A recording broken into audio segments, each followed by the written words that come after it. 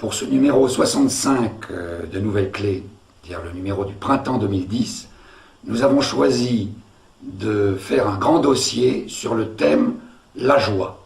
La joie, quoi qu'il arrive. Quoi qu'il arrive, c'est ça. La joie, quoi qu'il arrive, c'est-à-dire la joie comme force intérieure indépendante du contexte. C'est une force que nous avons, mais qu'il faut cultiver. Alors, ce thème, on ne l'a pas inventé. Il nous est venu, ça fait une année au moins, que dans différents entretiens, par exemple avec la philosophe des sciences Isabelle Stengers, Qui est dans ce numéro. oui, et qui parle d'autre chose, qui parle de comment résister à la barbarie qui vient, eh bien, le thème de la joie ressortait. Dans le numéro précédent, Patrick Vivray.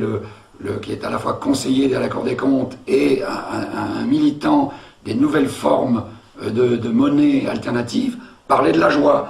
Et du coup, ce thème s'est en quelque sorte imposé à nous, on pourrait dire comme un remède.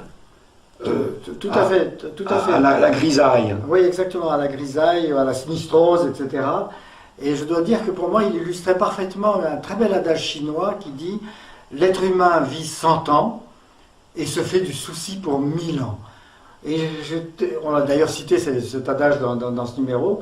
Et je trouve que la joie illustre bien l'antidote parfait pour ce genre de sinistrose permanente dans laquelle on vit et qui fait qu'on a du mal, qu'on est dans une sorte de semi-dépression tout le temps, etc., etc. Et donc on a interviewé des personnes qui ont vraiment qui ont eu des difficultés graves dans la vie. Par exemple, moi je suis allé voir Bernard Giraudot, l'acteur, merveilleux personnage, et qui depuis 10 ans lutte contre un cancer, et qui à la fois est d'une joie qui irradie vraiment de lumière, qui est extraordinaire. C'est grâce à la façon dont il a cultivé ce sentiment de joie, ce bonheur d'exister, qu'il a réussi à lutter contre les affres et les difficultés de la maladie, plus d'autres méthodes qu'il nous cite, etc., technique de méditation, lecture, rencontres sympathiques, etc. Mais enfin bon, voilà, la joie, ça se cultive, et on en a un autre, c'est Alexandre Jolien, qu'une journaliste, Nathalie Calmet, de nos amis, est allé voir, et qui souffre d'un handicap lourd, et qui nous explique... Qui raconte comment il est passé de la joie du combat à une joie plus légère à mesure qu'il vieillissait. Alors il y a des tas d'intervenants, il y a Pierre Rabhi, il y a Marie Romanens, la psychanalyste, il y a Bernard Leblanc-Helmos, et puis André Comte-Sponville. Qui nous a donné un très très beau texte sur aussi la joie dans la philosophie, et en particulier la joie dans la philosophie de Spinoza. Aussi évidemment beaucoup d'autres choses dans ce numéro, comme une découverte scientifique tout à fait importante sur la lumière rouge qui régénère nos cellules. La découverte, elle date du début du XXe siècle, mais ça y est, on est capable de soigner toutes les cellules du corps grâce à la lumière rouge et infrarouge. Et on peut dire que c'est un scoop du numéro. Et puis beaucoup d'autres choses, l'œil du Tao sur la grande exposition qui a lieu à partir d'avril au Grand Palais sur le taoïsme, et qui est une première du genre avec des documents absolument uniques. La guérilla jardinière, par Philippe Jost, qui est notre grand spécialiste de l'écologie militante, voilà. Des gens qui fleurissent avec des bombes à fleurs.